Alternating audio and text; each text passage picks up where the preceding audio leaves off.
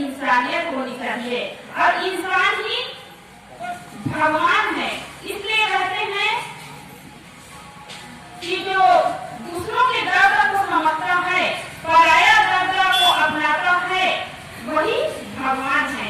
भजन में कहते भी हैं, किसी के काम में जो आए उसे इंसान कहते हैं, पराया दर्द अपनाए उसे भगवान कहते हैं।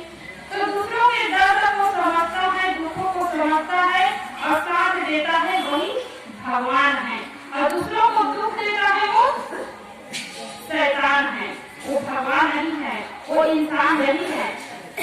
तो इंसान का शरीर पाए है, मानव का शरीर पाए हैं, तो इंसानियत होनी चाहिए।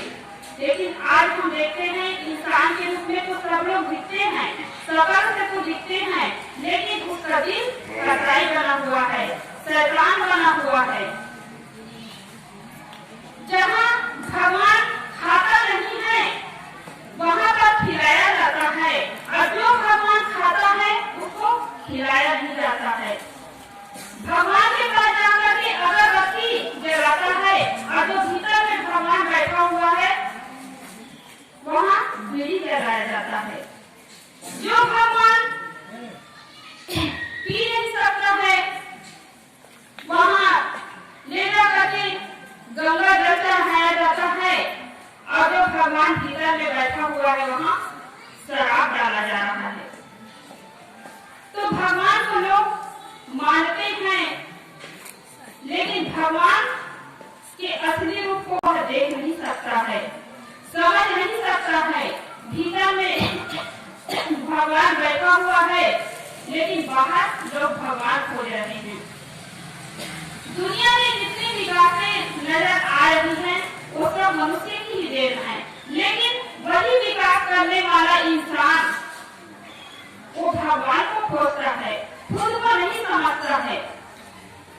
इसलिए सदगुरु श्री अभिलाष साहब जी कहते हैं, बहुयंत्रमसि नीरज जिन्हा विज्ञान बहु शोधन किन्हा, बहुयंत्रमसि नीरज जिन्हा विज्ञान बहु शोधन किन्हा, नहीं ज्ञान हुआ मैं दत्ता फुट चेतन में, वे जीव रहे बचपन में, नहीं ज्ञान हुआ मैं दत्ता फुट चेतन में, वे जीव रहे बचपन में। यदि आपका शरीर बूढ़ा हो गया है, आप बूढ़े हो चुके हैं, लेकिन आप खुद को नहीं समझते हैं, तो बचपना ही है। खुद को नहीं समझते हैं, बाहर मिट्टी है, पानी है, पत्थर है, पहाड़ है, उसकी हम पूजा कर रहे हैं, तो ये बचपना ही है। अब वो छोटा बच्चा है, 10 साल का 20 साल का बच्चा है, वो खुद को समझता है, वो समझदार है, वो सयाने है। तो हमें सयाने बनना है। यह शरीर को प्रकृति अपने आप पका रही है। कोई नहीं चाहता है कि बाल पके, कोई नहीं चाहता है कि दांत टूटे, कोई नहीं चाहता है कि हमारा कमर झुके, गर्दन झुके, अपने आप। लेकिन हमें अपने मन को पकाना है, मन को समझदार बनाना है, और यही सत्संग में आने से ही हमारा मन समझदार बनता है, हमारा मन विवेकवान बनता है। तो विवेक करके जीना है, क्या सत्य है, क्या असत्य है, किसको मानना चाहिए, किसको नहीं मानना चाहिए, कहाँ जाना चाहिए, कहाँ नहीं जाना चाहिए, कैसी वाणी बोलनी चाहिए, कैसी वाणी नहीं बोलनी चाहिए, ये सब का ज्ञान हमें सत्संग में आने से ही मिलता है। और यही सत्संग के लिए लोगों के पास समय नहीं है। वही सोचते हैं लोग कि वो तो कवि धर्म का सत्संग है, हम वहाँ पर क्यों जाएंगे। लेकिन धर्म कहीं अलग नहीं है।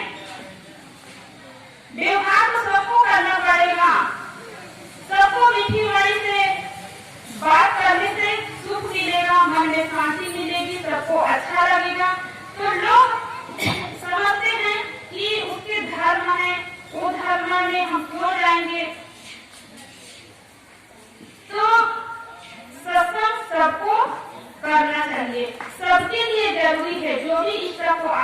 मानते हैं मानते रहिए।